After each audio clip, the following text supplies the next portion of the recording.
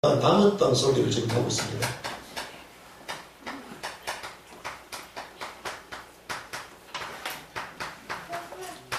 그래서 저희가 남은 땅 선교 운동의 실제죠.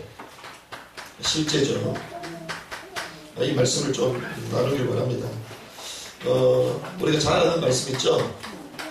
마태복음 24장 14절. 우리가 예수를 그리스도로 믿는 사람에게 있어서 가장 중요한 성경 구절 중에 하나가 요한복음 3장 16절이잖아요. 그래서 모태신앙인데 요한복음 3장 16절을 모른다. 그러면 일단 밥을 못 먹어요. 왜? 옛날에 우리 수련회 가면요, 이렇게 요절 외우고 이랬잖아요. 그걸 못 외운다고 밥도 안 줬거든요. 한번 외워볼까요? 시작. 아마 여러분들 저녁에 밥 못 먹을 것 같으니까 제가 일부러 여기서 중단하는 걸 하고. 마태복음 24장 14절은 이 특별히 우리 남은 땅 성교, 미전도 종족 사회 가는 분들은 또 필히 알아야 되는 또 이게 성경 구절이에요. 이걸 모른다. 그럼 비전스쿨 다시 받으시기 바랍니다. 다시 한번 우리 한번 이거 암송해볼까요? 시작. 이 천국 복음이 모든 민족에게 전하여야 하니 이제야 끝이 오리라. 이 말씀 우리가 잘 알고 있죠. 그래서 천국 복음, 이 천국 복음이 모든 민족에게 이렇게 증거되면 끝이 온다. 인류 역사가 끝이 나는 거죠. 그래서 오늘 우리 오전에도 말씀을 나눴는데 이 인간의 근본적인 문제가 창세기 3장에서부터 선악과를 따먹는 순간에서부터 시작이 되는데 이 창세기 3장 사건이 터졌을 때 주님이 주셨던 게 있죠. 그게 창세기 3장 15절입니다. 여인이 우선이 뱀의 머리를 상하게 할 것이다. 이걸 우리는 원시복음, 원복음, 첫 번째 복음이라고 말하죠. 이 복음을 천국 복음이라고 말하는 거예요. 그러니까 인간이 범죄한 이후에 하나님이 처음부터 주셨던 것은 복음인 거죠. 복음. 그래서 이 복음이 모든 민족에게 전원되어야 하니 그제야 끝이 온다. 처음부터 복음을 주셨고 여기서부터 이 구속사가 시작이 되는 거예요. 여기서부터. 그렇죠? 그렇죠? 아멘. 구속의 역사가 여기서부터 시작이 되는 겁니다. 그래서 우리 인류사가 어떻게 진행되냐? 자, 창세기 3장. 이것을 따먹는 날에는 하나님처럼 된다. 지식에 관한 나무를 따먹는 순간 하나님처럼 된다. 그 말은 하나님의 말씀이 아니라 내 지식, 내 생각. 창세기 3장을 뭐라고 합니까? 나 중심이라고 그러죠. 하나님을 떠난 인간은 전부 다 나 중심이에요. 나 중심. 말씀 중심 아닙니다. 순종 당연히 합니다. 자기 생각, 자기 지식대로 합니다. 이게 창세기 3장이잖아요. 그럼 창세기 6장이 뭐죠? 네피림이죠. 네피림. 네피림은 나팔, 하늘에서 떨어진 자. 사단에게 완벽하게 사로잡힌 시대가 네피림 시대. 그러니까 홍수 재앙이 터질 수밖에 없는 사단이 인간을 사로잡은 시대가 네피림 시대잖아요. 그 시대의 특징은 물질 중심이에요. 육체 중심, 물질 중심. 그래서 하나님 떠난 나 의식이 강한 사람들일수록 물질에 사로잡혀 있습니다. 왜? 나를 보호하고 또 나 중심대로 살아야 되기 때문에 전부 다 물질 중심으로 가는 거죠. 창세기 11장이 뭡니까? 바벨탑 문명을 말하죠. 바벨탑 문명, 성공 중심. 그래서 인류의 역사가요, 창세기 3장 하나님 떠난 이후부터 이렇게 시작되는데 이게 자동적으로 돌아가는 거예요. 자동적으로. 그래서 나 중심, 물질 중심, 성공 중심 이렇게 돌아가는 거예요. 하나님 없이 이렇게 사는 게 정상이에요. 세상 사는 거. 근데 여기에서 이렇게 인류사가 세팅이 딱 되잖아요. 인류사가 이렇게 세팅될 때 하나님이 누굴 부릅니까? 창세기 12장에 아브라함을 부르십니다. 그렇죠. 아브라함이 원래 갈대아 우루 메소포타미아 문명 가운데 이것이 작동하는 세계 가운데 살았잖아요. 하나님 없이 우상만 숭배하고 이렇게 살았단 말이죠. 그런데 영광의 하나님이 그에게 나타나서 여기서 떠나라고 말씀하셨어요. 이 흐름에서 떠나라. 그러면서 말씀하십니다. 너는 복이다. 복의 근원이 될 거다. 그리고 지시는 땅으로 가라. 그게 뭡니까? 메시아의 복음을 말하는 거예요. 그러니까 하나님이요, 이러한 인류의 시스템 속에서 하나님 없이 이런 틀 속에 살아가는 수많은 사람들 가운데 대표적으로 아브라함을 부르셔서 복이 있다. 복음을 또 보여주시는 거예요. 구원을 말씀하시는 겁니다. 그래서 너로 말미암아 이제 또 복을 받을 것이다. 너로 말미암아 천하 만민이 복을 받을 것이다. 이게 뭘 얘기합니까? 이 복의 구원이라면, 복음 구원이라면 너로 말미암아 천하 만민이 복음 받을 것. 어디서 들어본 거 같지 않아요? 모든 민족에게 복음이 증거되면 그저 끝이 없다. 뭘 얘기합니까? 아브라함에게 처음부터 마태복음 24장 14절을 그렇게 말씀하신 거예요. 그러면 이게 세계복음화를 말씀하신 거죠. 그러니까 하나님의 계획은요, 늘 구원이요, 우리에게 복음을 주시는 거고, 그리고 세계복음화 이거예요. 그래서 이 그런 가운데 가면 어떻게 대적의 성문을 칠 거다. 이러한 시스템을 누가 잡고 있어요? 대적이 잡고 있는 성문을 열주십니다. 대적의 성문을 취할 것이다. 주께서 흑암의 권세를 이기고 승리하신 줄 믿습니다. 그래서 이 흐름 가운데 가면 승리하는 거예요. 아멘. 특별히 그 요르단으로 가는 우리 선교사님들 이 축복을 누리게 될 줄 믿습니다. 아멘. 이 흐름대 가는데 사단이 확 도망가는 거예요. 아멘. 근데 이게 하나님의 방법이라는 거죠. 그래서 이 그림을 로마서 9장에서 11장에 보면 하나님이 아브라함에게 먼저 부르셔서 복의 근원 삼겠다고 하셨고 세계복음화를 명령하시고 승리케 될 거다 말씀하셨잖아요. 그래서 유대 민족을 먼저 부르셨죠. 이게 유대인입니다. 유대인. 그래서 유대인을 주님 먼저 부르시고 이 유대인들이 복음을 거부하잖아요. 그러니까 순수한 유대인들, 헐복슨 이런 유대인들은 복음을 받아들였지만 기득권층의 이런 사람들은 이 복음을 거부했다고요. 그래서 이 복음이 어디로 갑니까? 이방인에게 갈 거예요. 그럼 저와 여러분들이 유대인입니까? 이방인입니까? 이방인이에요. 이 성경에 나와 있는 사람들이 우리 선조들입니까? 유대인 선조들이야? 유대인 선조들이야. 우리하고 전혀 상관없어. 그런데 이 복음이 유대인에게 갔다가 이방인에게 갔다가 이방인의 충만한 수, 그 다음에 어디로 갑니까? 이제는 다시 유대인 가운데 남은 자들이. 이게 시간표. 이렇게 지금 역사가 돌아가는 겁니다. 그래서 우리는 특별히 어디를 향해 갑니까? 이 복음이 전달되지 않은 남은 땅으로 가는 거잖아요. 그래서 우리가 모든 민족, 특별히 남아있는 민족을 찾아가려면 어디로 가야 되죠? 남은 땅으로 가야 돼. 그렇죠? 그래서 우리가 티켓팅 할 때 쿠르드 행 주세요 안 그러잖아. 터키 땅에 갈 거예요 이러잖아요. 그게 남은 땅, 우리 남은 땅 선교. 무어족을 만나고 이러려면, 베르베르족을 만나려면 같이 어디로 가야 되죠? 좀 북아프리카 이런 데 가야 되잖아요. 그래서 우리가 인천공항 가가지고 베르베르족 쪽으로 가는 걸로 해주세요 이러면 안 되잖아. 그렇죠? 그래서 모리타니아 행 주세요 이러잖아. 그러니까 남은 땅에 가면 남은 민족이 있다. 그래서 우리는 남은 땅, 특별히 미전도 종족을 향하여 간다. 그런데 이 일을 하는데 그냥 가만히 되겠냐? 물론 하나님이 승리케 하신다고 하셨지만 가만히 있다고 되냐? 아니죠. 영적인 전쟁이 벌어집니다. 그래서 마태복음 25장 41절에 보면 저주를 받은 자들아, 왼편에 있는 자들아. 그래서 저는 왼편은 아니고 오른쪽인데 왼편에 있는 자들아 뭐라고 얘기합니까? 그 사자들을 위하여 예비된 영영한 불 속에 들어가요. 그러니까 이것은 세계복음화가 되어지면 사단의 입장에서는 이제는 자기 역사가 끝이 나는 거거든요. 그럼 영영이 불타는 무적응 속에 들어가는 거예요. 그럼 어떻게 하겠습니까? 마지막 끝이 다가오면 다가올수록 받아가겠죠. 그러니까 영적 존재가 터지는 거예요. 상식적으로. 안 들어가려고.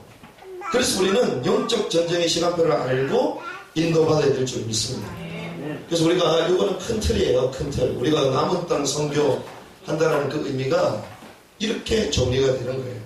이런 가운데에 우리가 실제로 준비해야 될 것이 있습니다. 그래 우리 남은 땅 선교 한번 해보자. 가가지고 우리 열방을 섬기자. 맞습니다. 하지만 실제로 성경에서는 이런 남은 땅을 향하여 가는 사람들에게 필요한 것들을 말씀하시거든요. 이게 없으면 가긴 가는데 한계에 부딪혀. 가긴 가는데 자기 문제를 못 넘어서. 그래서 우리가 가기 전에 준비해야 될 것이 있다. 그래서 특별히 우리가 2월 23일 날 본부장님 모시고 저희 같이 나름대로 전다는 분들이 모여서 이런 얘기도 좀 나누고 전략에 대한 얘기도 나누고 이렇게 할 건데, 그래서 그거 하기 전에 제가 조금 더 정리된 내용을 한번 말씀드릴 거예요.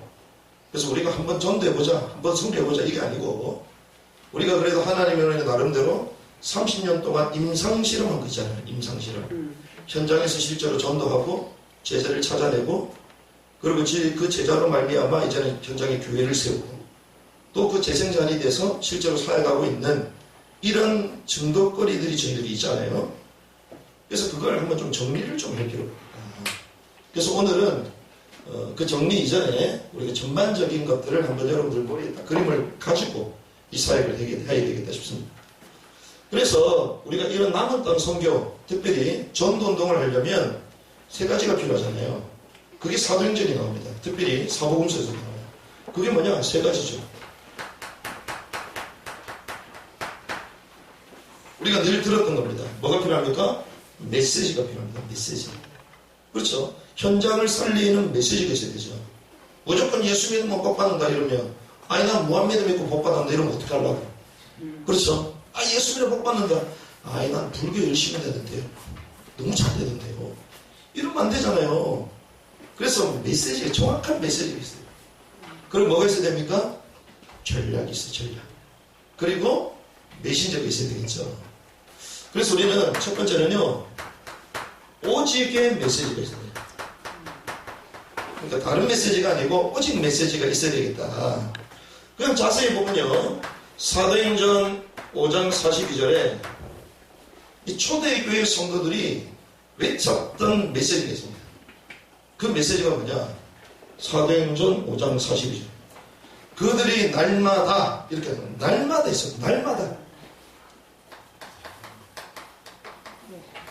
날마다 전하지 않고는 안 되는 절대적인 메시지야. 날마다 전했어. 날마다. 날마다 전하고도 지루하지 않고 유일하며 답이 되는 메시지예요. 날마다. 이렇게 갑니다. 성전에 있든지 집에 있든지 장소를 말하잖아요. 성전이든 집이든 거기에 필요한 메시지야. 성전에서도. 그걸 구체적으로 어떻게 합니까? 가르치기와 전도하기를 시작합니다. 자, 이걸 교육했고요. 계속 전했다는 거예요. 도대체 무슨 메시지길래? 예수는 그리스도다. 이 메시지. 우리가 단순히 예수 그리스도 이거 아니고 예수는 그리스도다. 예수가 그리스도다. 이 메시지를 전달하는 거예요. 특별히 이게 초대교회 메시지였다면 바울은 사도행전 17장 2절에서 3절 더 구체적으로 얘기했습니다. 구체적으로. 이 2절에서 3절의 말씀 보면 옛날 성경 보면 예수가 그리스도임을 밝히 증명했다고 그러거든요. 밝히. 그냥 우리가 예수가 그리스도다 끝 이러잖아요. 그게 아니고 왜 예수, 왜 그리스도가 되어야 되는지 여기에 대해서 밝히 증명했다. 증명. 바울은 억지로 믿으라 얘기 안 했습니다. 증명. 그것도 날마다. 여러분들이 증명하는 은혜길 바랍니다. 아이들이 말을 안 듣잖아요. 이 메시지가 애들한테 증명이 안 돼서 그래. 그러니까 잔소리만 막 하는 거지. 그러면 도대체 이 메시지가 무슨 메시지길래, 자, 왜 예수가 그리스도라고 말을 해야 되느냐? 왜 그리스도만 말해야 되느냐? 이 당시의 사람들이요, 뭐만 몰랐어요? 사실상 그리스도만 몰랐어요. 재밌습니다. 이 그리스도가요, 메시아, 기름 부음 받는 자잖아요. 이게 우리가 신약으로 넘어오면서 그리스도로 부르잖아요. 그리스도, 메시아 그리스도. 그럼 유대인들이 어렸을 때부터 민족적으로 내려오는 역사 가운데 가장 많이 들었던 메시지가 사실 이거거든요. 메시아가 오실 거다. 메시아가 오실 것이다. 처음에 배우는 단어는 엘로힘이잖아요. 엘로힘. 그래서 아이들이 처음에 말을 탁 시작할 때 한 7,000번 이상 딱 들으면 이제 첫 마디를 띄는데 그 첫 번째 그 말이 뭡니까? 아빠, 엄마, 이게 아니야. 유대인들은 엘로힘이야. 얼마나 하나님에 대해서 얘기를 많이 했든지 엘로힘이야. 그럼 우리는 보자마자 까꿍 이러잖아요. 그럼 아이들도 까꿍 막 이러잖아. 그 단어 말고 엘로힘을 워낙 많이 얘기하니까 아이들이 그거부터 떼요.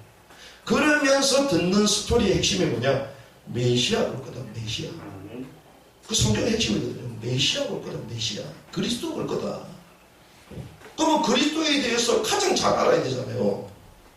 그런데 웬일입니까? 그리스도는 몰라. 아는데 몰라. 그래서 바울은요, 예수가 그리스도임을 밝히죠. 밝히 알아지는 은혜기를 바랍니다. 이게 알아져야 돼, 이게. 이것만 가지면요, 다 이해가 됩니다. 왜 그러냐? 왜 그리스도가 와야 되는지 이걸 모른다는 것은 인간의 진짜 문제를 몰라요.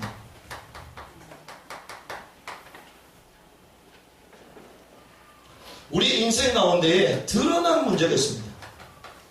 겉으로 드러난 문제가 있어요. 근데 그게 아니죠, 사실. 드러난 문제 뒤에는 숨은 문제예요, 숨은 문제.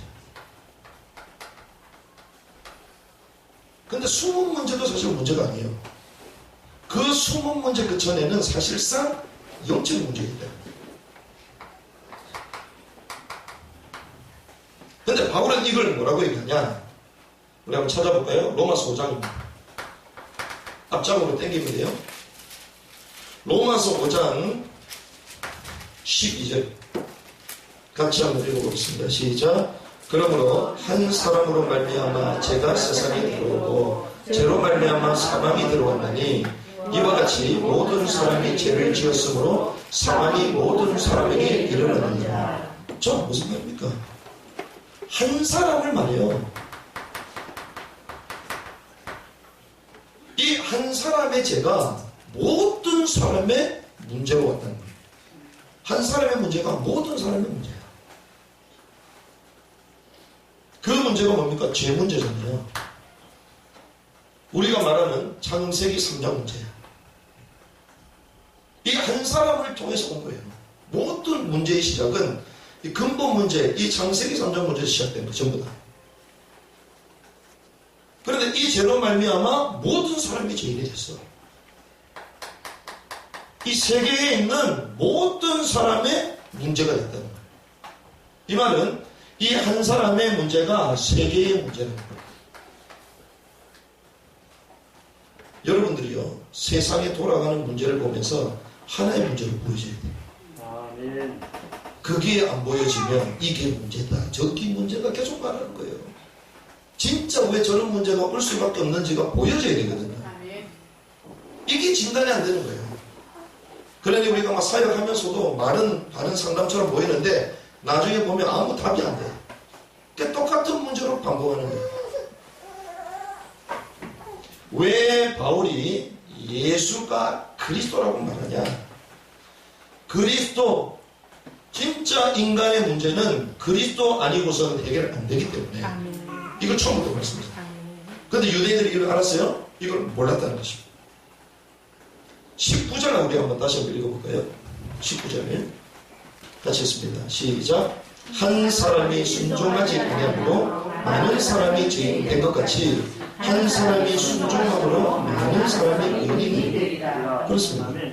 한 사람의 죄로 모든 사람이 죄인이 됐고 또 한 사람의 순종으로 말미암아 모든 사람이 의인이 될 줄 믿습니다. 그러니까 인생 유대인의 문제, 세상의 문제 한 사람으로 시작됐지만 또 한 사람, 이 메시아 이분만 알면 진짜 문제 해결된다는 거예요. 이걸 말하는 것입니다. 그래서 하나님이 처음부터 뭘 주셨다고요? 창세기 3장 15절 여인의 후손이 뱀의 머리를 상할 것이다. 처음부터 왜? 그 언약 붙잡으면 모든 문제 해결되니까 이걸 말씀하시는 거죠. 그런데 이걸 몰랐기 때문에 유대인들이 진짜 몰랐습니까? 몰랐어요. 어디 나옵니까? 우리가 귀에 따갑도록 듣는 메시지야. 마태복음 16장 13절에서 14절. 그렇죠? 이게 뭡니까? 사람들의 인자를 누구라고 생각하느냐? 그 사람들은 유대인들이에요. 메시아에 대한 얘기를 어려서부터 조상을 통하여 또 책을 통하여 지금까지 들어왔던 메시지예요. 그런데 인자가 사람들이 인자를 누구라고 생각하느냐 물어봤을 때에 뭐라고 얘기되죠? 주는 그리스도시요 살아계신 하나님의 아들이십니다. 이렇게 고백이 되잖아요. 근데 그렇게 고백합니까? 고백합니다. 그 말은 메시아에 대해서 진짜 알았어요? 몰랐어요? 몰랐다. 그럼 메시아에 대해서만 모르는 게 아니라 정확한 진단도 안 된 거지. 왜 메시아가 이 땅에 와야 되는지도 몰랐다는 거죠. 그래서 세례 요한 같습니다. 엘리야 같습니다. 예레미야 같습니다. 선지자 중에 하나 같습니다. 이렇게 말하는 거예요. 자, 세례 요한은 뭐 하는 사람입니까? 도덕, 정의 외치는 사람이잖아요. 자, 인자가 와서 어떤 일하든 도덕적인 일을 합니까? 법치국가를 공단하요 여러분들? 법치국가면 문제 없습니까? 문제 더 많아. 엘리야 같습니다. 능력의 선지자, 능력의 선지자. 능력 받으면 문제 끝납니까? 죄 문제 해결 안 돼요. 예레미야 같습니다. 눈물의 선지자, 박애, 구제, 복지 열심히 하면 사람이 좋아집니까? 지금 한참 정부가 복지 정책을 크게 하잖아요. 얼마나 좋아요. 근데 그렇게 하니까 왠지 기분이 나빠. 왜? 조금 더 주면 좋겠어. 사람 이상하죠. 받으면 받을수록 더 받고 싶어. 그래서 근면과 성실이 다 사라져. 신기하죠. 선지자 같습니다. 가르치잖아요. 근데 참 재밌습니다. 세계가요. 요 네 가지 색깔로 전부 다 뒤집어졌어. 증명해드릴까요? 세례요한 같습니다. 공의와 법치 어디입니까? 자본주의 세계야. 자본주의 세계. 아주 질서적이잖아요. 특별히 미국 같은 나라 아주 정의롭잖아요. 유럽도 마찬가지입니다. 엘리야 믿습니다. 능력 받습니다. 신비한 능력. 이게 어디입니까? 제3세계야. 제3세계 가면요, 특별히 아프리카 이런 데 가면 주술하는 사람이 대통령 정책을 결정해요. 전부 다 뭔가 능력을 발휘해요. 어느 주술자는요, 그 동네에 저주를 하면 진짜 저주가 임해. 제3세계. 여기 딱 사로잡혀 있어요. 예레미야와 같습니다. 이게 어디입니까? 남미야, 남미. 특별히 가톨릭 국가. 선지자 중에 하나입니다. 한마디로 어디입니까? 모슬렘 국가야. 선지자, 교리. 그 꾸란경에 우리 무하메드 경께서 이러잖아. 마치 유대인들이 이렇게 생각하는 거예요. 예수님을. 그러면 그리스도를 알았다 몰랐다? 몰랐다는 거죠. 그러면 인생의 문제도 진짜 알았다 몰랐다? 몰랐다는 것입니다. 그러니 복음 하나를 모르니까 결국에는 영적 문제, 죄의 문제, 사단의 문제 이길 수가 없잖아요. 그렇게 끊임없이 영적 문제가 왔는데도 해결을 못하는 거죠. 그러면서 껍데기만 잡고 있는 거예요. 껍데기. 이러면 된다, 저러면 된다, 이러는 거예요. 똑바로 살면 된다. 유대인들이 얼마나 똑바로 살아요. 그렇게 똑바로 사는데 왜 고통을 당합니까? 그렇게 똑바로 사는데 1900년 동안 나라를 잃어버리고 고통을 당했잖아요. 그렇게 똑똑한데.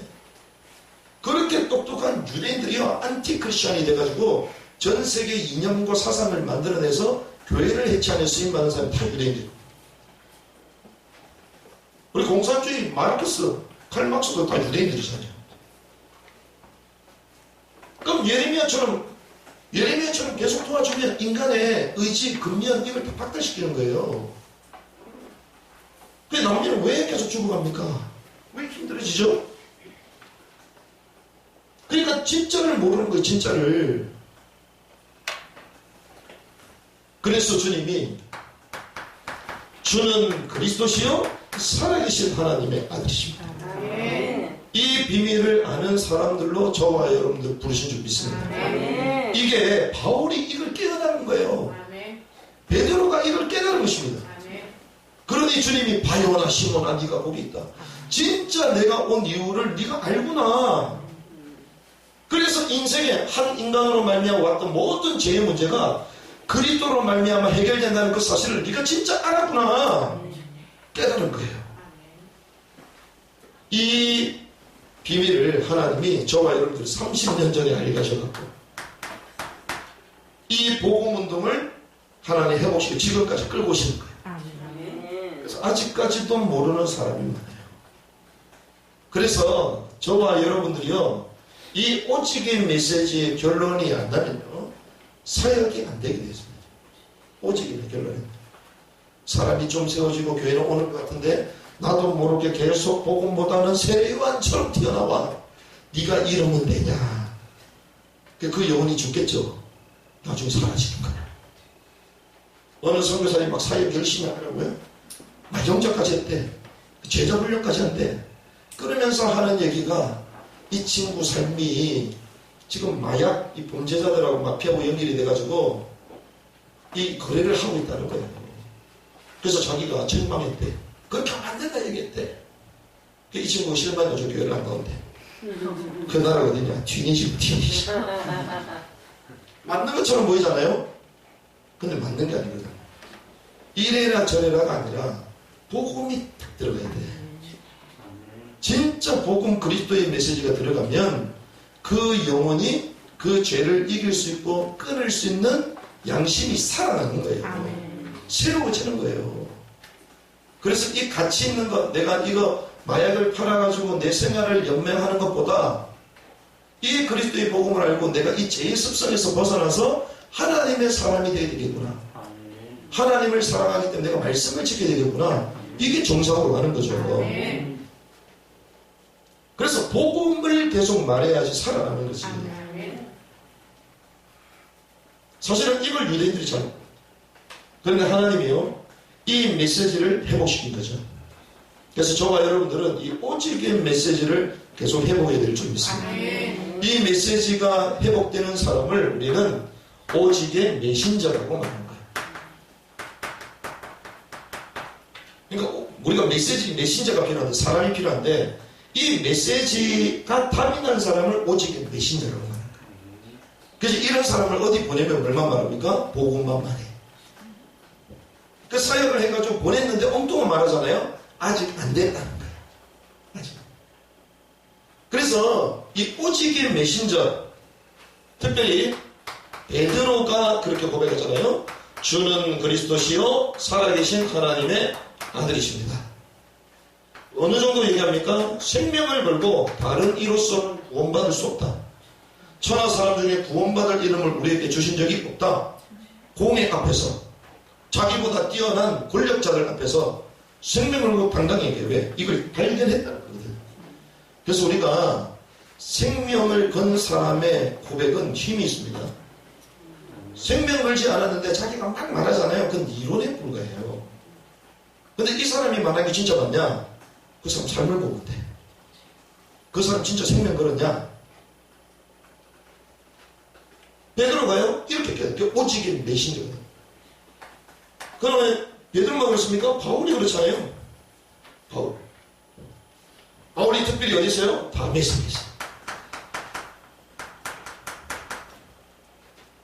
다메섹에서 주님을 만나고 난 이후에 이 틀이 전부 다 바뀌었습니다.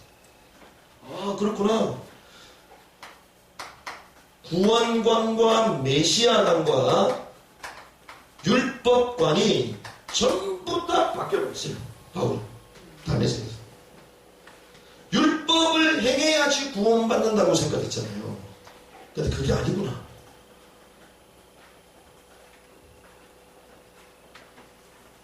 메시아관, 이게 아니었음을 나중에 알게 됩니다.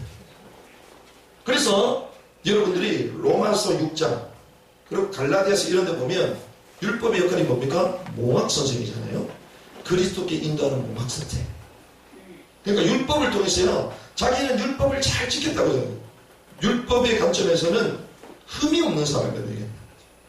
그런데 율법을 아무리 지켜도 오라나는 공고한 사람이다. 이 죄와 사망의 법에서 나를 어떻게 건져내냐? 이 사망의 몸에서 어떻게 건져내냐? 끊임없이 찾아오는 이 죄의 근원, 이기지를 못하잖아요. 그래서 깨닫죠. 아, 율법은 나 자신을 계속 연약하게 만들고 나는 가치없는 존재임을 깨닫게 만들구나. 결국 제 이름을 깨닫게 하구나. 그래서 뭐가 필요하다? 그리스도가 필요하다. 아멘. 그리스도. 아멘. 다 바뀐 거예요. 율법관, 메시아관, 구원관 전부 다 바뀌었어요. 다메섹에서. 그러니 뭐만 말합니까? 오직 예수가 그리스도다. 이것만 말해요. 아멘. 이렇게 싹 바뀐 것입니다. 왜? 다른 것으로는 답이 없는 거죠. 그래서 예수님께서 공생의 3년 동안 사역하시면서 제자 12제자를 부르셨잖아요. 물론 한 사람은 도망가고 결국 막대를 한 명 더 세우지만 결국 12제자. 그러니까 12제자를 주님은 어떤 사람으로 오직의 메신저로 딱 세운 거예요. 그래서 이 사람들이 특징이 뭡니까? 예수를 통해서 아, 이분이 약속하신 그리스도가 맞구나. 이걸 나중에 최종적으로 깨닫습니다. 그렇죠. 십자가와 부활의 사건을 통해서 결국에는 진짜 맞구나. 이걸 깨닫는 거예요. 아, 하나님의 아들이요 그리스도가 맞구나. 우리 인생의 모든 문제를 해결하신 진짜 하나님이 맞구나. 이걸 딱 깨달은 거예요. 이게 오직의 메신저. 여러분들이 오직의 메시지와 그리고 메신저 되어서 연결하길 바랍니다. 이 오직의 메시지를 외칠 수 있는 이런 오직의 메신저가 되어야 되는 거죠. 그때 비로소 전략이 나옵니다. 오직의 전략이 나옵니다. 이 오직의 전략은 성경에 나오잖아요. 그래서 우리는 마태복음 28장을 통해서 말씀을 나눌 수 있다. 너희는 이러죠. 이게 전략입니다. 너희는 어떤 너희는 예수가 그리스도다. 오직의 메시지를 말할 수 있는 오직의 메신저.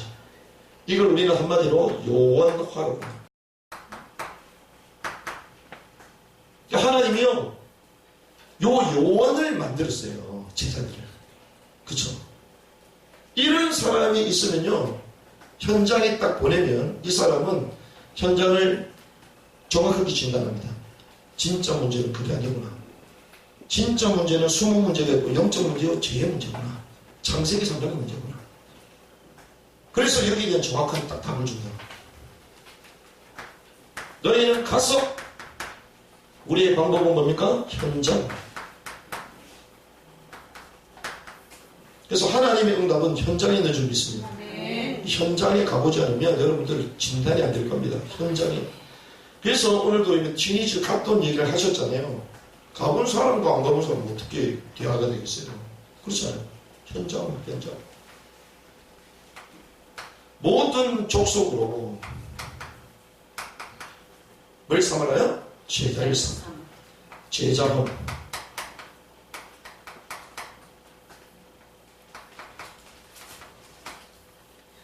아버지와 아들과 성령의 이름으로 세례를 주고, 이 세례를 준다는 건 무엇입니까? 결국 교회화를 말하죠. 그리고 분부한 모든 것을 가르쳐 시키게. 이거는 재생산. 우리가 없어도 이걸 그대로 하는 거죠. 재생산. 이게 전략입니다. 그래서 우리가 남은 땅 선교운동에 실제 많은 현장도 가봐야 되겠고 또 많은 만남도 해야 되겠고 다 필요합니다. 하지만 우리 개개인마다 이런 것들이 딱 정리가 되어 있어요. 누구를 만나도 이 사람을 정확하게 진단하고 결국 한 가지의 답으로 딱 줄 수 있는, 날마다 성전에 있든지 집에 있든지 가르치기 위한 전도하기를, 이 복음의 명쾌한 답들을 계속 줄 수 있어야 됩니다. 그리고 오직의 메신저, 이제 이 메시지로 딱 정리된 메신저, 그리고 오직의 전략 가지고 가는 거죠. 이 시스템을 세워나가는 것입니다. 그래서 만약에 우리가 친이지를 보냈어요. 여러분들이 막 영어를 못하는데 뭐 아랍어는 그 상관없이 아랍 사람을 딱 만났어. 그럼 여러분들 뭐부터 얘기하겠습니까? 살람 알레이쿰. 막 끝이 할 말이 없어. 이걸 말할 수 있어요. 그렇죠. 인간의 문제를 정확하게 진단하고. 그리고 그건 실제로 너의 문제가 아니다. 창세기 3장 제로부터 온 거다. 그 결과로 지금 너희가 이런 삶 가운데 살고 있다. 그래서 이 문제 해결하기 위해서는 처음부터 메시아를 보내 주님 약속하셨다. 그 그리스도를 영접할 때 네 근본이 바뀌게 있다. 그렇죠. 이 짧은 문제 1분도 안 되는데 복음 다 할 수 있잖아요. 이게 여러분들에게 정리되세요. 바울에게 그게 정리가 되어 있었던 것입니다. 그래서 기본적인 이 세 가지 정도는 여러분들이 정리하고, 그래서 누구든지 딱 보냈을 때요, 여러분들이 그 땅 가가지고 이제는 메시지를 하는 거죠. 사람을 살리는 것입니다. 이런 축복을 누려야 될 줄 믿습니다. 제가 왜 이런 얘기를 하냐, 지금 말씀을 정리하면서요, 우리가 지금 남은 땅 선교를 위해서 함께 움직이고 있잖아요. 하나님이 오늘 분명히 말씀하셨습니다. 현장마다 누가 있다? 남은 자들이 있습니다. 그러니까 이 복음을 알아듣는 남은 자들이 있어요. 이 복음이 모든 민족에게 증거되면 그제야 끝이 온다고 그러잖아요. 그래서 선명한 복음을 증거하면 할수록 끝이 빨리 오겠죠. 속도는 엄청 빠르겠는데 복음이 아니야. 그럼 다시 돌아야 돼. 처음부터 다시 돌아야 돼. 웬일입니까? 우리가 늦게 들어가더라도 400개주를 하면 바톤을 쥐고 들어가야 돼. 아무리 빨리 돌아본들 바톤이 없어 도착했더니. 그럼 어떻게 됩니까? 처음부터 다시 돌아야 되는 거야. 천국 복음, 정확한 복음을 모든 민족에게 빨리 증거해야 되잖아요. 자, 이렇게 증거하면 남은 자가 있다 없다? 있다라고. 남은 자가 있다. 그래서 이 남은 자의 특징은요, 거대한 걸 바라보는 게 아닙니다. 거대함 속이 없어요. 여기서 말하는 남은 자는요, 거룩함을 말해요. 거룩함. 하나님 마지막 시대에 거룩한 세대들을 준비하십니다. 거룩한 자들을 이렇게 세워요. 그래서 요한계시록에도 보면 막 그레이트, 거대한 것들이 나옵니다. 그거 표현할 때는 전부 다 세상 것들, 세상 것. 엄청난 거대한 시스템, 음료, 짐승, 전부 다 거대한 것. 그런데 하나님은 소수, 거룩한 교회. 남은 자들 가운데 이런 자들이 있다는 거예요. 이런 자들. 세상에 물들지 않는 진짜 복음과 영성을 가지고 있는 이 거룩한 자들이 있다는 거예요. 이걸 찾아내셨어요. 그래서 저와 여러분들이 너희는 가서 현장 가서 누굴 찾아요? 요런 사람을 찾는 거예요. 그리고 사역자들도 요런 사역자들을 찾아내는 것입니다. 만나서 우리는 뭐합니까? 연대하는 거죠. 소통하는 것입니다.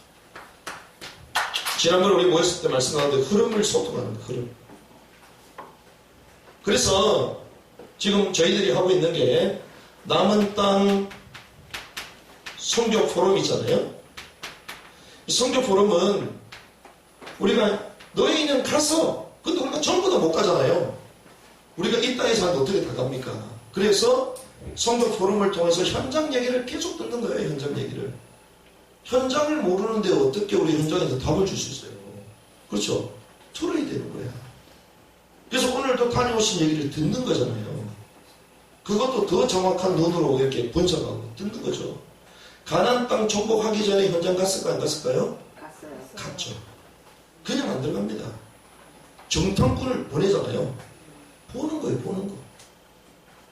그래서 성교 포럼을 통해서 현장에 대한 얘기를 우리는 계속 듣는 거다.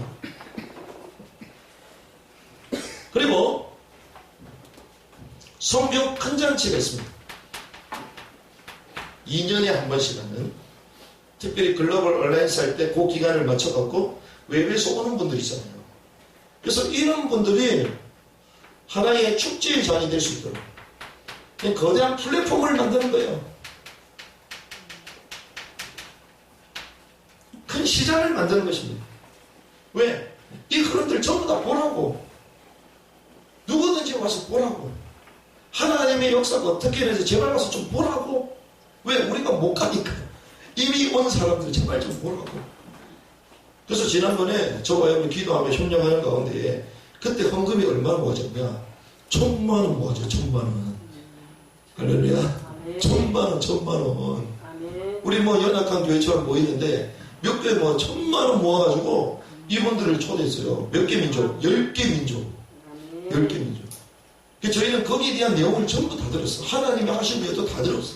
근데 만약에 입장을 바꿔서 우리가 10개 민족을 비행기 타고 다 간다 생각해보세요. 그럼 시간이 얼마나 걸릴까요? 돈이 얼마나 걸릴까요? 또 간다고 그 사람들 만날 보장이 있나요? 근데 그 지역을 담당하는 지도자들만 다 만났어. 그 성교 큰잔치를 통해서 우리는 플랫폼을 만드는 거죠. 같이 이 사회에 동참시켜 나가는 거죠. 그러면서 우리가 실천하는 것이 그 전도학교잖아요. 이 전도학교는 사실상 여기에 필요한 요 세 가지를 제공하고 세워나가는 거예요. 전도학교. 그래서 이 전도학교를 통해서요, 오직의 메시지, 현장에 맞는 메시지가 여기서 계속 나가야 됩니다. 전도하고 싶은 사람은 어디로 가야 되냐? 초창기 때 전도학교로 다 가야 됩니다. 왜? 거기서 기초 메시지, 현장 살리는 메시지가 다 나갔거든요. 그러니까 전도학교가요, 이런 역할입니다. 이런 역할. 그래서 많아도 안 돼. 그러니까 진짜 전도와 선교운동에 관심 있는 사람만 와서 이 메시지 받아가지고 가는 거예요. 전도학교. 그리고 그런 가운데에 어떤 사람이 세워집니까? 오직의 메신저가 세워지죠. 그리고 함께 이 전략을 짜는 거예요. 그래서 저와 여러분들 지금 하는 게 또 전도학교입니다. 그래서 오늘 잠시 왔다가 돌아간 우리 요르단의 선교사님들 있잖아요. 이분들을 이 전도학교나 이런 장을 통하여 계속 연결을 시키는 거죠. 그리고 그들에 대한 소식을 듣고 얘기를 들으면서 또 현장을 보면서 필요한 메시지를 공급해 주는 거예요. 공급해 주는 거예요. 이게 전도학교에서 하는 거예요. 그래서 지금 이 전도학교 우리가 진행하고 있는데 제가 이렇게 쭉 인도받아 왔는데 실제로 요거 전도학교 이런 메시지와 전략과 이걸 공급해달라 이렇게 말하는 나라가요. 어차피 뭐 이거 영상 안 올릴 거니까 튀니지가 그러고 있어요. 지금 튀니지. 그리고 또 이집트 들어오래요. 이집트. 제가 노는 것처럼 보여도 안 놉니다. 할 일 다 하고 있어요. 튀니지에서 그래 지금. 이분이 2년 사회가 잠시 나왔는데 이제 한 학기 있다가 아예 뭐 병원도 갔다 오고 이러면서 또 들어가거든요. 목사님 바로 들어가더라고요. 그래서 이런 메시지와 전략을 계속 나눠달라고. 이집트 그리고 모리타니아도 지금 전도학교 해달라고 하고 지금 전도학교.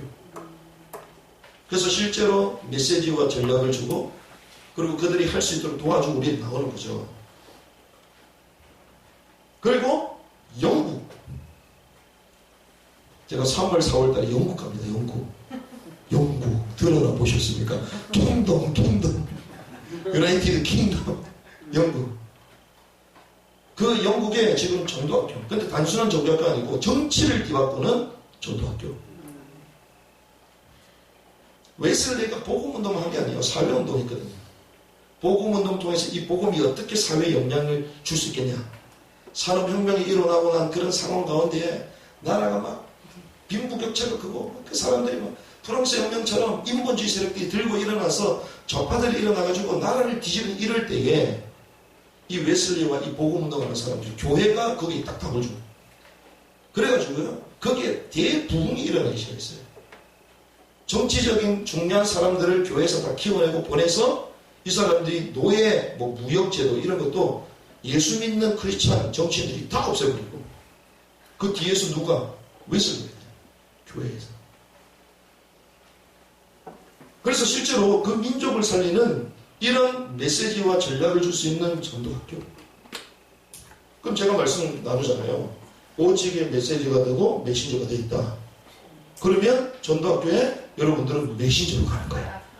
할렐루야. 갈 준비하시기 바랍니다. 그래서 제가 안 가고 누구 가세요 이러면 가시면 돼. 여러분들 늘 교회 헌금하고 봉사하고 뒤에서 목사님 성경장 갔다 고 보고만 듣고 그게 아니고 여러분들이 가는 거예요. 할렐루야. 가서 여러분들이 사역하는 걸 가서 또 감정하는 거예요. 이렇게 준비되는 거죠. 그렇게 해서 현장마다 이런 시스템을 까는 겁니다. 그런데 마지막 제일 중요한 게 있습니다. 제일 중요한 게 뭐냐? 우리가 이런 메시지와 전략을 다 가지고 있죠. 근데 왜 안 될까요? 키가 있거든요. 키가 뭐냐?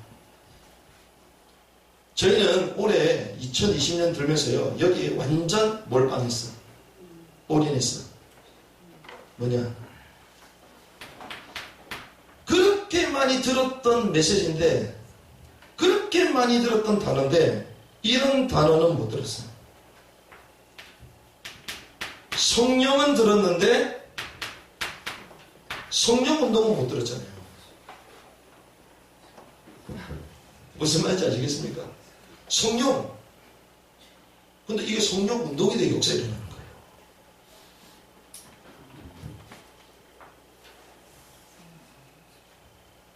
내가 아무리 돈이 있어도요, 그 돈이 되려면 집행할 때만 돈이 되는 거예요. 그렇죠? 내가 몇 천만 원을 갖고 있어. 근데 아무 의미 없습니다. 차라리 마원시장 가가지고요, 500원 주고 콩나물 살 때 그 돈이 집행되는 거예요. 그렇죠? 마찬가지고. 성령 내주 인도 역사 막 계속 들었잖아. 근데 성령 운동이라. 목사님 갑자기 이상한 얘기 하시네. 오순절 날이 이미 이르네. 이게 킵니다. 이게 이르지 않으면요, 전도운동이 안 되게 됐어요. 선교운동이 안 되게 됐어요. 이런 수많은 메시지와 전략과 틀을 하나님 우리에게 주셨는데 이제는 오순절 날이 이르러 성령운동 가야 되거든요. 이 속에서 하나님이 이렇게 우리를 인도하시는 거죠. 그래서 여러분들이요, 성령운동 생각을 잘 하셔야 됩니다. 오순절. 그래서 저희들은요, 올해 주셨던 메시지가 마가복음 16장의 말씀을 나누면서 주님께서 제자들에게 원천하를 두루 다니며 만민에게 복음을 전하라. 두루 다니라고 말씀하셨잖아요. 근데 그냥 두루 다니면 안 돼. 우리는 성령으로 두루 다니며, 성령으로. 그 제자들이요, 그냥 두루 다니는 게 아닙니다. 마가 다락방, 성령의 능력을 가지고 하나님 운행하시는 가운데 쓰임 받았잖아요. 그래서 이 축복 속으로 들어가야 될 줄 믿습니다. 그럼 어떻게 들어가냐? 쉽습니다. 10일. 오로지 기도의 전말이라. 오로지 기도의 전말이라. 오로지 기도의 전말인데 뭐죠? 기도는요, 입을 열지 않으면요, 성령 역사 아닙니다. 우리가 막 묵상으로 기도한다? 죄송합니다. 성령 운동은 안 일어납니다. 마가 다락방에 성령 역사가 임하니까 불의 혀같이 달라지잖아요. 입이 달라지는 거예요. 초대교회 성도들 자세히 보라는 자세히 성경을 어떻게 기도했습니까? 큰 소리로 한 마음으로 소리를 높여서 자기 자신을 초월해서 하나님께 막 부르짖으면서 기도했다고요. 근데 교회사를 연구해 보세요. 성령 운동이 어떻게 다 일어나는지. 제가 보면서요, 그러면 무조건 막 소리 지르면서 기도하냐? 그 말이 아니고 우리가 하나님 앞에 정말 전심으로 기도해야 된다는 거죠. 이 일에 그것도 성도가 딱 하나가 돼서 마음과 중심을 갖고, 그래서 기도의 불이 일어나면 이 성령운동의 역사가 전도운동과 맞물려서 가는 거거든요. 그래서 저희가 이 복음을 알고 이랬을 때 우리 윗세대 이런 선배 목사님들하고 사모님들이 그 당시에 이 복음을 깨닫고 충격을 먹고 세상 말로 미친 듯이 기도하고 했잖아요. 그러니까 하나님이 그냥 현장에 문을 열어 그냥 만나는데 그냥 예수 앞에 무릎 꿇고 현장마다 그냥 문들이 막 열려. 그래서 그들이 또 교회에 와. 그냥 신기하죠. 집회가 막 너무 뜨거워가지고요, 집회하고 나면 그 쉬는 시간도 아까워서 전도 현장 가. 왜? 성령의 불이 임했으니까. 그렇죠. 현장 지금 가기 힘들거든. 그 성령의 불이 임하면 가자 얘기가 안 하는데 그냥 집회 끝나고 중간 시간에 무당집에 가서 전도하고 대학 가가지고 전도하고 그렇게 성령이 그렇게 인도하는 거예요. 그게 두루 다니며. 하나님이 올해 이런 시간표로 저와 여러분들 인도해 주실 줄 믿습니다. 그래서 우리가요, 이런 시스템을 가지고 가는 겁니다. 단순하게 한번 모여서 이게 아니고, 그럼 막 큰 교회만 하냐? 그것도 아니잖아요. 하나님 마지막 남은 자들, 이런 사람들을 하나 되게 가게 하시거든요. 그래서 우리가 기도도 회복하고, 그리고 실제로 현장에 대한 얘기들도 우리가 들으면서 정확한 또 헌신도 하고, 이렇게 해서 여러분들이 이 흐름 가운데 하나씩 오직의 사람으로 일어나는 것입니다. 그래서 지금 조금 있으면요, 이 전도학교가 일산에도 조금 있으면 일산. 그러니까 여러분들이 이제 일산도 가셔야 돼요. 일산. 왜? 이 흐름을 전달했더니 자기는 이거 하겠다는 거야. 목사님하고 자기 주변 성도님들, 아이들까지 이번에 이걸 다 하겠다는 거예요. 그래가지고 하겠다 그러면 안 되지. 이걸 알려줄 사람 누구게요? 그 밥을 좀 많이 사야지. 그래서 자기 교회가 이 틀 속으로 다 바꾸고 싶다는 거야. 그래서 그분들과 함께 이제는 또 이 일을 해나가는 거죠. 그러니까 지역마다 이런 전도학교를 세워서 같이 공유하고 같이 이 흐름을 알고 또 하나님의 역사가 어떻게 진행되는지를 같이 또 사역에 나가고 이렇게 하는 거죠. 이렇게 해서 국내는 국내대로, 그리고 이제는 또 남은 땅에 이제 선교사님들 또 연결되는 대로 우리가 또 도와야 될 분 돕고 심부름 할 거 심부름하고 이러면서 모든 민족에게 복음이 지금 그제야 끝이 옵니다. 이 주님 오실 길을 이렇게 우리는 예비하는 것입니다. 이 흐름 가운데 저와 여러분들 부르는 줄 믿습니다. 그래서 처음이기 때문에 저희 목사님들이 이렇게 심부름을 하잖아요. 근데 내년 올해 이제 하반기 이렇게 되면요, 이제 여러분들 가운데, 물론 목사님 제가 허락을 맡을 건데 이제 여러분들 가운데 메신저를 세울 거예요. 할렐루야. 벌써부터 다들 은혜스러워 하시는 거예요. 여러분들 가운데 또 나와가지고 현장 얘기도 하시고 이러면서요, 여러분들이 사도 제자만 있었던 게 아니고 70인 제자가 있었잖아요. 70인 제자는 평신도 제자거든. 평신도들이 이런 사역도 하고 그런 시간표가 도래된 줄 믿습니다. 그래서 이걸 알고 우리가 마음을 담고 같이 인도받으면 좋겠고요. 지금 나라가 사실은 이런저런 말들이 많잖아요.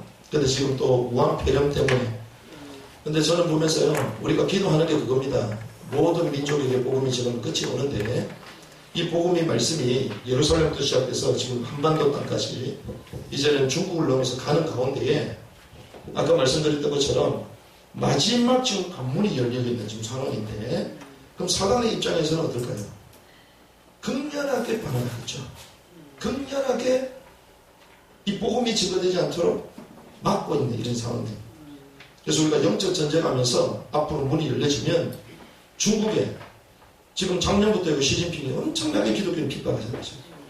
지금 중국은 오늘처럼 공식적으로 주일 예배 참석 못합니다. 왜? 이 우한 폐렴 때문에. 그러니까 교회에도 가지 말아라. 이게 다 사단의 전략들이거든요. 그런데 이것이 열려지는 순간 우리 대한민국이 하나님 앞에 기도하면서 인도받는 가운데에 10만 선교사를 세우겠다. 하나님 앞에 믿음으로 선포했잖아요. 그런데 이런 구조로 가지고는 10만 선교사를 파송할 수 없어요. 3만 선교사도 지금 안 나갔습니다. 그런데 10만 선교사를 파송할 수 있는 최고의 방법이 있어요. 그게 뭐냐? 비행기가 아니라 길을 따라가는 거예요.